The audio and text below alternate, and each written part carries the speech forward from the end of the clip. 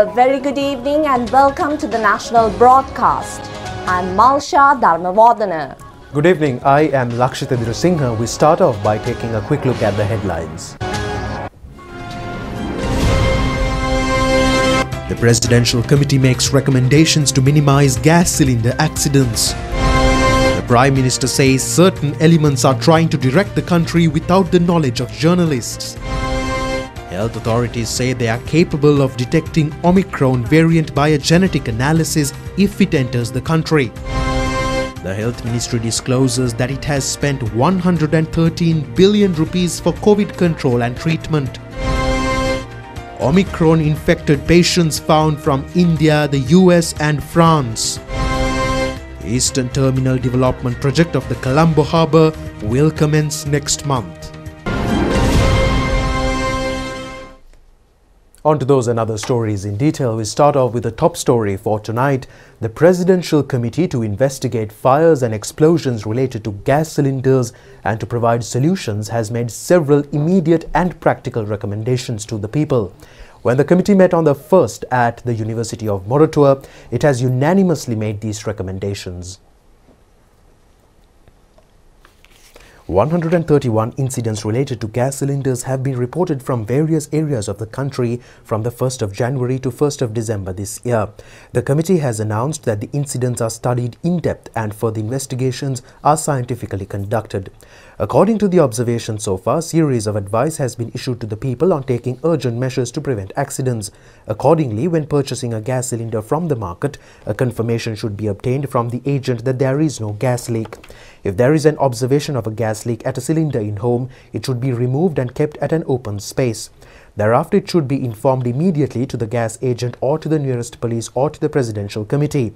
The committee has said telephone numbers 011 5811 927 and 011 5811 929 can be used in this regard. It has requested to refrain from unnecessary tests until an expert inspects the cylinder through scientific methods to prevent serious accidents. It says there has been no reports of a gas cylinder explosions in the incidents that have been reported recently. The committee has informed to use high-quality equipment as an immediate step to minimize accidents. The committee has instructed to be cautious about a smell in the domestic gas cylinder. It has been reported there were breaking of glass on gas cookers. The committee has requested to be cautious about this matter. It has requested to disconnect a gas supply to the cooker using the lever without removing the regulator from the cylinder after cooking. The committee members are scheduled to make spot inspections. The statement issued under the chairman of the committee, Professor Shantha Walpola, says it expects that the people would follow those instructions. Recommendations of the committee are published in www.runews.lk website. The Presidential Committee appointed on the instructions of the President to look into the gas cylinder issue met at the Moratuwa University premises yesterday.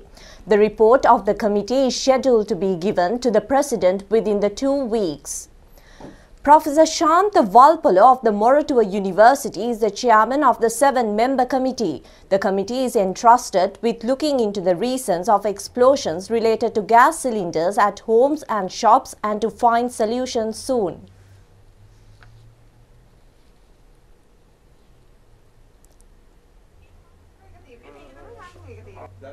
Meanwhile, the committee appointed to look into the gas cylinder issue made inspections at Kottawa, Aturugiriya, Hamawalla and Kaduwela areas.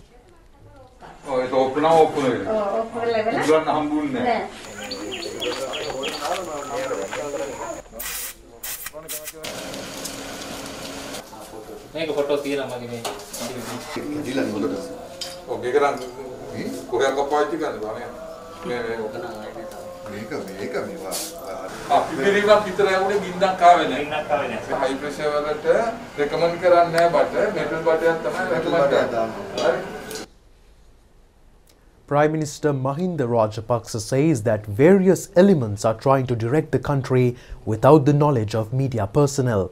He said that certain people are trying to damage the reputation of the country by using incidents shown over media. The Prime Minister mentioned this while attending the inauguration ceremony to hand over acidity insurance cover, which is given for the first time by the Media Ministry to journalists. The ceremony took place at the Temple Trees. Prime Minister Mahinda Rajapaksa handed over insurance cover for 5 journalists. Minister Keheliya Rambukwalla, State Minister Lohan Ratwatte, MP Professor Charita Herath, Secretary to the Media Ministry Jagat Vijayveera, officials of SoftLogic Group, owners of media organizations and journalists were present on the occasion.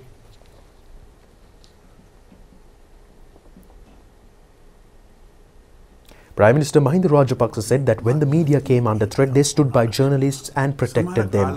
It is an art to work cordially with media. If we become a strength to media, the media become a strength to us. Nothing was hidden from media. People show more interest if something happens to media. If something is hidden, there will be more falsehood that is created. The Prime Minister said he believes that a lesser number of people watch Parliament telecast. He said when they were facing difficulties, journalists were with them and they made a substantial service to bring them to power. Media can make and topple governments, but it cannot protect governments.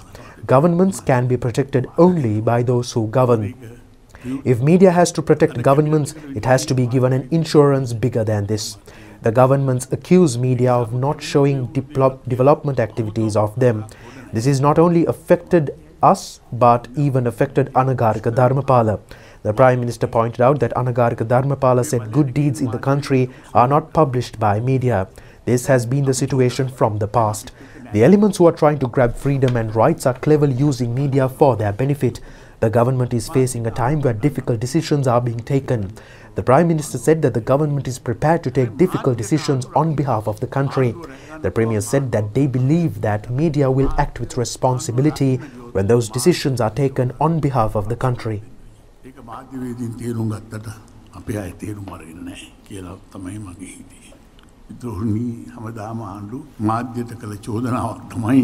ආණ්ඩුවේ සංවර්ධන කටයුතු මාධ්‍ය දාන්නේ නැහැ කියලා. රටේ වෙන හොඳ දේවල් පත්‍රවල දාන්නේ නැහැ කියන චෝදනාව හැමදාම තිබුණා. අපිට විතරක් නෙවෙයි අනගාരിക ධර්මපාලතුමාට මේ ප්‍රශ්නේ තිබුණා.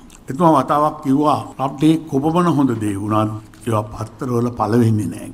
කරොන්චි ආමි නොන්නෝ ආමිට පිහියෙන් යන්නොත් මේක ඒක පත්‍රයේ මුල් පිටුවේම ළමාපි කියලා ඒ ධර්මපාලතුමා එදා චෝදනා කළේ. ඒ නිසා මාධ්‍යවේදීන්ට දොස් කියලා වැඩක් නැහැ. ඒ කාලේ ඉඳලා මාධ්‍යවල හැටි එහෙම තමයි. ජනතාවත් එහෙමයි. රූපවාහිනී ප්‍රවෘත්තිවල සංවර්ධන පුවත් කියලා හෙඩින් කියපු ගමන් ප්‍රේක්ෂකයෝ නාට්‍යයක් බලන්න වෙන channel එකකට මාරු කරනවා. මමත් එහෙමයි තමයි. බද්දුරට. මාධ්‍යවේදීන්ට මාධ්‍ය ආයතන වලට මේක තේරෙනවා. අපිට තේරෙන්නේ නැති එකයි ප්‍රශ්නේ. මිත්‍රෝරුනි, හිතාම සාමාන්‍ය දේවල් හැටියට අපි බාර ගන්නවා. අපිට විතරක් නෙවෙයි ලෝකයක් අද මාධ්‍ය නිසා කැළඹිලා. මේ රටේ ජනතාවගේ නිදහස රටේ අයිතිය උදුරගන්න ඉතාම සූක්ෂමව කටයුතු කරන බලවේග මාධ්‍ය වාසියට ගන්නවා. ජනප්‍රිය තීන්දුව වෙනකොට අමාරු අසීරු තීන්දුව ගන්න වෙන යුගයකට තමයි අපි ආණ්ඩුව දැන් පත් වෙලා තියෙන්නේ. ඒ අමාරු තීන්දුව ගන්න අපි සූදානම්. රට වෙනුවෙන් ඒ තීන්දුව ගන්න වෙනුවෙන් වෙන්නේ දේශපාලන අනාගතය උවස් කරලා. එහෙම තීන්දුව ගන්නකොට රට වෙනුවෙන් මේ රටේ මාධ්‍ය ඉතාම වගකීමෙන් ක්‍රියා කරයි කියලා අපි හිතනවා. Minister Dallas Alahaprema said that although Prime Minister Mahinda Rajapaksa was not a professional journalist, he has played a role of a journalist in society. Journalists as well as media organizations believe that the state leader performed a decisive role for the war victory to defeat terrorism. Sri Lanka has an accurate understanding regarding the spread of the new Omicron variant, and the health officials point out that the laboratory facilities are available to identify the virus through genetic analysis if it enters the country. These views were expressed at a media briefing organized by the Presidential Media Center today under the theme, "The country is ready to eliminate Omicron variant." The press conference was attended by Professor Nilika Malavige, the head of the Department of the Immunology at the Molecular Medicine University of Sri Javadhanapura, Secretary to the Ministry of Health, Dr. H.S. Munasinghe, Dr. Chandima Jeevandara, Director of Allergy, Immunology and Cell Biology Unit, Faculty of Medical Sciences, University of Sri Javadhanapura, Deputy Director General of Health Services, Dr. Hemantha Herath, and moderator of the press conference were President's spokesman Kingsley Ratnayaka. Omicron may spread faster than other 4 coronavirus strains that have existed so far, and it can be infected to a person even after recovering from COVID-19, said Professor Nilika Malavige. She pointed out that within the next 2 or 3 weeks, it will be possible to get a clear idea of the behavior of the Omicron variant, adding that if immunity is high, there is no need to fear mutant variants. The Omicron variant has been found in 24 countries around the world, and the global health sectors are paying special attention to it. The Secretary to the Ministry of Health, Dr. H.S. Munasinghe, said, due to the immense commitment and the intervention of President Gotabaya Rajapaksa, the country has improved its position in the world in terms of controlling the COVID-19 pandemic, and added that the support of the people is essential to the control of the new COVID variant, and it is the responsibility of all to follow the proper health recommendations and to support these measures. Dr. Chandima Jeevandara stressed the need for those who have not yet been vaccinated to be vaccinated immediately, saying that there is no need to panic over the Omicron variant as the booster dose increases immunity. Dr. Jeevandara also stressed the importance of adhere to the public health regulations. He also pointed out the importance of maintaining immunity by following health recommendations. Health Ministry says 113 billion rupees have been spent on COVID control and treatment. 66.39 billion rupees have been spent on vaccines. 6 billion rupees have been spent on additional medical equipment and 12.8 billion rupees on laboratory activities. 15.7 billion rupees have been spent on medicines. 538 COVID patients were found from the country today, 9,748 undergoing treatment, 341 have recovered from the virus today, 541,124 have recovered so far. Director General of Health Services confirmed today 27 COVID-related deaths which occurred yesterday. 19 out of them were 60 and above 60 years. 8 of them are between the ages of 30 and 59.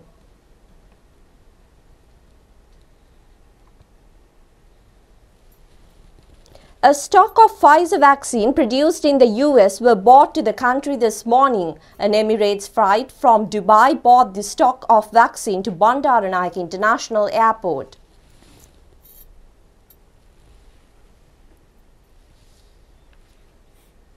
30,415,052 vaccine doses have been given to the people so far. 13,933,967 have been given the first dose of the vaccine.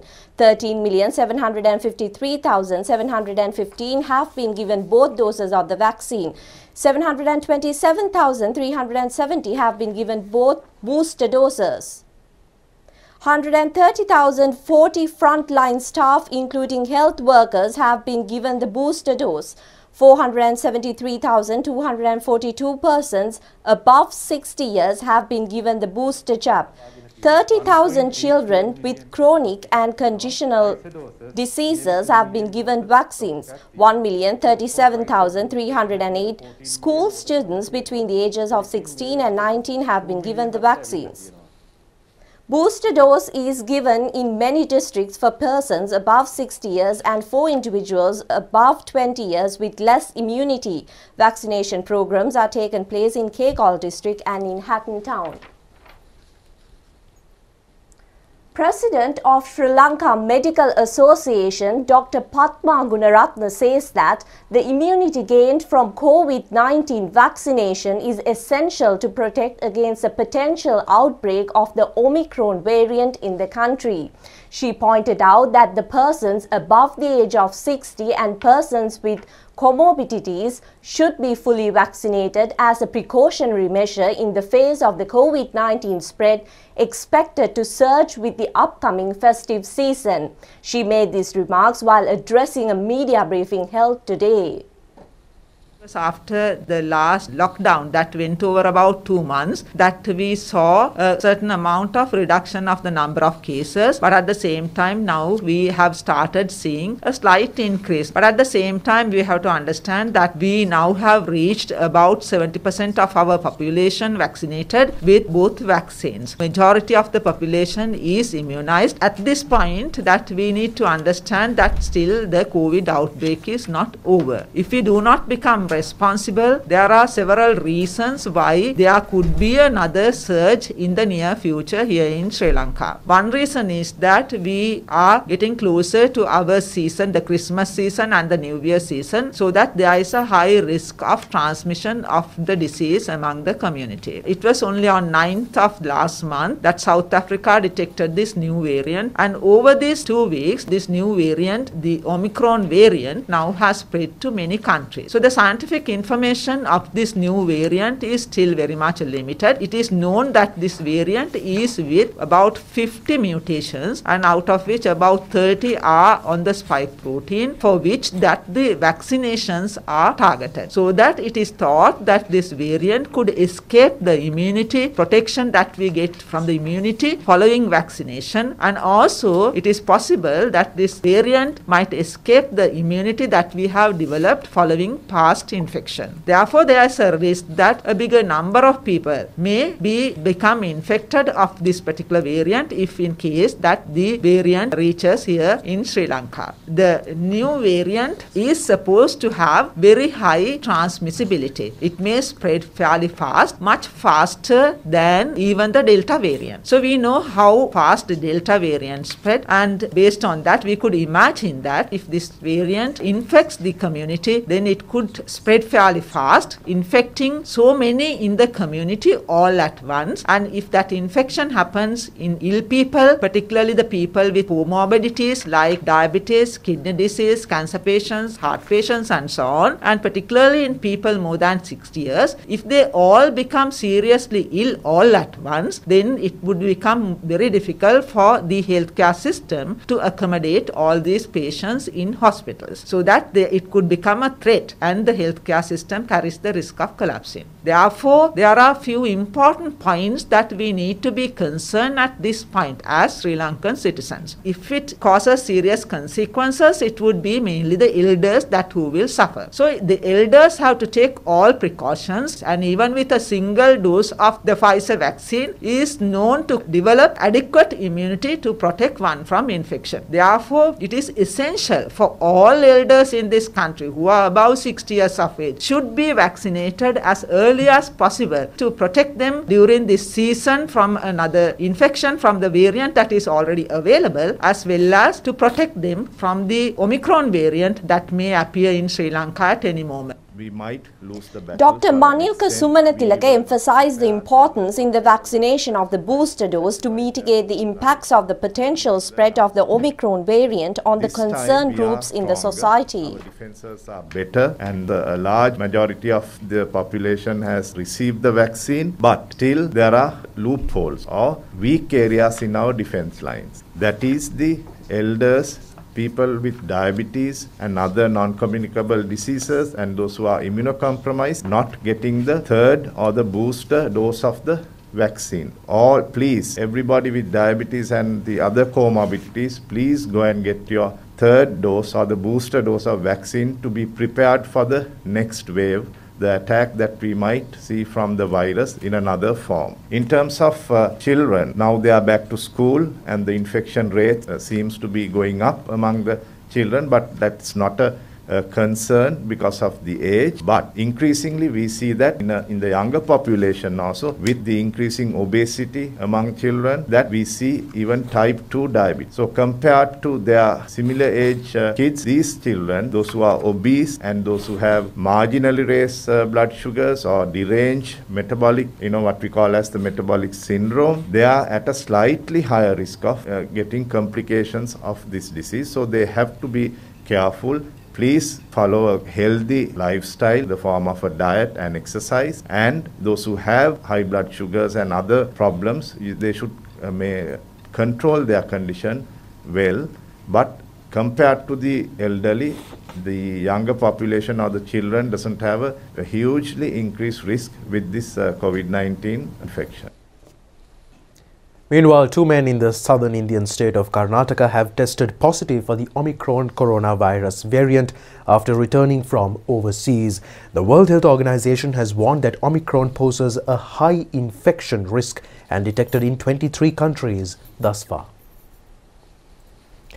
These are the first cases of the new Omicron variant to be reported in India, becoming the latest country to report cases of the new Omicron coronavirus variant. The men, who are 66 years and 46 years old, are currently under observation. Officials said all primary contacts and secondary contacts of the 2 men have been traced and are being tested as well. India, which suffered a record surge in infections and deaths in April and May due to the Delta variant, has fully vaccinated about 49% of its 944 million adults. Along with India, the United States, France and Finland were among countries reporting their first cases of the variant. Minister Vasudeva Nanayakkara says that water charges will be increased next year. Meanwhile, Minister Rohita Gunawardena said in the Parliament today that the Eastern Terminal Development Project of the Colombo Harbour will commence next month. This was revealed when the expenditure accounts of the Ports and Water Supply Ministries were taken up for debate at the committee stage. Parliamentarian Ashok Abesinghe said that Adani Group has been given to the contract to build the Western Breakwater. The Eastern Terminal is 1,360 meters long and 600 meters of that have been built. 13 million rupees have been allocated to build the remaining 700 meters. Minister Rohita Gunawardena said that after building this breakwater, the country will get the ownership of 3 terminals. At present, not even the bag of cement or a single brick have been laid for the Western Terminal. There is only the breakwater. By January, it will be 2 years and 6 months after completing the work on Eastern Terminal. The country will be vested with a fully equipped Eastern Terminal. Petroleum Corporation says that the chairman of the Private Bus Owners Association, Gamanu Vijayaratne, is trying to spread false information about the quality of fuel. During a media briefing, officials of the corporation said today that not substandard oil is imported to the country. Gamanu Vijayaratne said that during the last 2 weeks there had been some faults in buses due to fuel. He said that they have made complaint.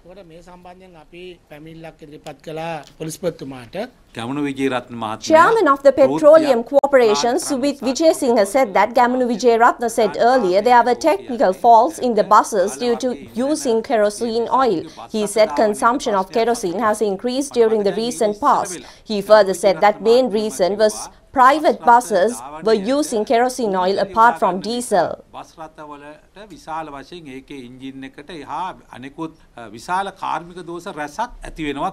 ඒ කියපු ගමනු විජේරත්න දැන් කියනවා තෙල් බාල තෙල් කිය. අපි පරීක්ෂා කරලා බැලුවම 2016 ඉඳලා 19 වර්ෂය දක්වාම භාවිතා කරපු ඉන්ධනත් පෞගිය කාල සීමාව තුල බැලුවට පස්සේ භූමි තෙල් පරිභෝජනය විශාල වශයෙන් ඉහළ ගිහිලා තියෙනවා. ඒකට ප්‍රධාන හේතුව හැටියට අපි දැක්කේ මගී ප්‍රවාහනය සඳහා යොදා ගන්න පෞද්ගලික බස් රථ ඩීසල් භාවිතාවට අමතරව භූමි තෙල් යොදා ගැනීම. Chairman of the Petroleum Storage Terminal, Uwais Mohammed, said that not only private bus owners but the CTB also use the same diesel. The Railway Department also use the same diesel. Even luxury vehicles are using same diesel and there have not been any complaints from them. He requested not to publicize such opinion without looking into detail. Sri Lanka Air Force and police have jointly commenced a pilot project to identify traffic congestion in Colombo city and to provide practical solutions. The program is implemented according to the instructions given by President Gotabaya Rajapaksa to Air Force Commander Air Marshal Sudarshana Patirana to look into finding a solution using prevailing resources. The number of vehicles arriving in Colombo city is increasing with the commencement of daily activities in the country under new normalcy after controlling the COVID-19 pandemic. Earlier, police implemented various programs to minimize the congestion. The aim of the pilot project is to provide a speedy solution to traffic congestion by minimizing communication gap of those problems. The Air Force has purchased a fleet of drones and a group of trained officers will be deployed daily in this regard. The traffic congestion on 5 main roads to enter Colombo city and at 9 junctions with heavy traffic congestions will be monitored in the morning office time and noon using drones. An area of about 4 kilometers between 2 junctions on a road will be observed through camera on air with the aim of providing solutions to the congestion by studying it as one system. Visuals given as live footage from 9 places will be sent to an operations center of the Air Force. The Air Force said that officers of Colombo Traffic Police will take steps to minimize congestion by giving instructions to officers on traffic duty by monitoring those live visuals. Police officers have been deployed at 20 places with 2 motorcycles and 10 radio cars to support the Joint Air Force and Police Traffic Control Program. 2 police officers with experience on traffic control will be daily sent to the Air Force Control Center to coordinate with them, and there is a possibility of observing live whether the congestion minimizes by following given advice. More people are using private vehicles to arrive in Colombo due to the COVID pandemic. Traffic police said that it is one of the reasons for the high traffic congestion at present. Nearly 550,000 people arrive in Colombo city through 5 main roads and 160,000 out of that are school students. 125,000 vehicles daily move around in Colombo city. Police said lack of vehicle parks near schools, narrow junctions and roads, pedestrians crossing the roads have also contributed to the congestion. About 800 officers are daily deployed for duty to control traffic. Although there are communication facilities between the officers, invisibility of places of congestion has become an obstacle. The traffic police said that the joint pilot project would be further expanded in future. Meanwhile, 2 commemorative stamps and a first day cover was issued in connection with Christmas under the patronage of Prime Minister Mahinda Rajapaksa at the Temple Trees yesterday. The commemorative stamps are valued at 45 rupees and 15 rupees. The commemorative stamps have been issued using the arts of Nimesh Chamath Pereira of St. Sebastian's College and Srinali Ruvanya Piris of Nugegoda Anula Vidyalaya, who were the winners of stamp creating competition in senior and junior categories. Postmaster General Ranjit Ariyaratne handed over the first day cover and commemorative stamps to Media Minister Dallas Alahaperuma. Thereafter, the minister presented those to Prime Minister Mahinda Rajapaksa. A picture of Prime Minister drawn by Nimesh Chamath Pereira of St. Sebastian's College was presented to Prime Minister Mahinda Rajapaksa by him.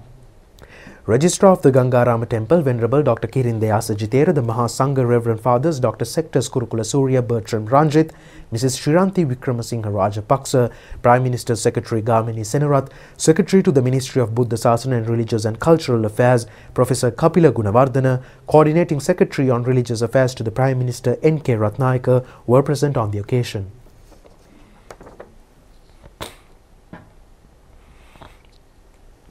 Meanwhile, the ceremony to celebrate a century of victories of Mallika Homes took place yesterday under the patronage of Prime Minister Mahinda Rajapaksa at the BMICH in Colombo. Mallika Homes commenced on 9th October 1920 on a concept of Mallika Heva Vitarana, who is the mother of Anagarika Dharmapala. The aim of the homes is to provide relief to destitute women and children. Prime Minister Mahinda Rajapaksa garlanded a photograph of Mallika Heva Vitarana to coincide with the centenary celebration. A commemorative stamp and a first day cover were issued in connection with the ceremony. Media Minister Dallas Alahaperuma presented those to the Prime Minister and Mrs. Shriranti Wickramasinghe Rajapaksa. The Prime Minister handed over mementos to 5 former chairpersons at Mallika Homes. Minister Professor G.L. Piris, former Speaker Karu Jayasuriya, Postmaster General Ranjit Ariyaratne, Chairperson of Mallika Homes Damayanti D. Alvis and the group of people were present at the occasion. The government has taken steps to implement conservation and management programs on selected environmental systems in the country. It is based on the theme, A Sustainable Future Through Environmental System Conservation and Management. The program is implemented according to a ex-camp project under the Ministry of Wildlife and Forest Conservation. Under the program, facilities are being provided at present to develop Yala National Wildlife Park and to protect habits of wildlife. Priority have been given to pump water into small tanks in forests from Manik River during the drought season to provide water needed by wildlife animals. Several tanks are scheduled to be renovated at Yala National Wildlife Park under the project. Vessagiri investigative television program produced about the project will be telecast over the national television at 7 p.m. tomorrow. The central bank has decided to give 8 rupees as an additional allowance for each US dollar of immigrant workers' remittances that is exchanged for local rupees. It is implemented from yesterday until the 31st of this month. It is being given apart from the 2 rupees that is being given at present for 1 US dollar. Accordingly, the total incentive given for a US dollar is 10 rupees. The central bank believes more remittances of immigrant workers will be sent to the country through the banks due to the incentive. The bank also expects it will increase the foreign currency liquidity in the local foreign exchange markets. One of the main objectives of the program is to limit improper fund transactions. The Ministries of Foreign Affairs and Tourism have decided to implement a new program to promote Sri Lanka as an attractive tourist destination. A discussion in this regard took place yesterday at the Ministry of Foreign Affairs.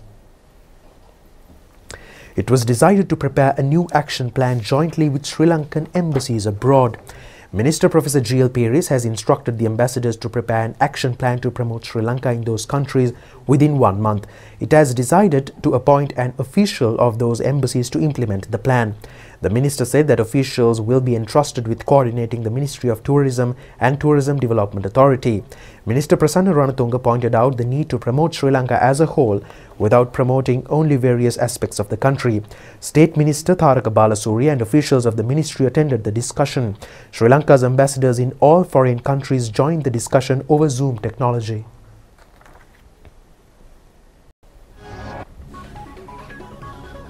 And that's all the stories for tonight. We'll see you tomorrow. Until then, stay safe. Good night. Good night.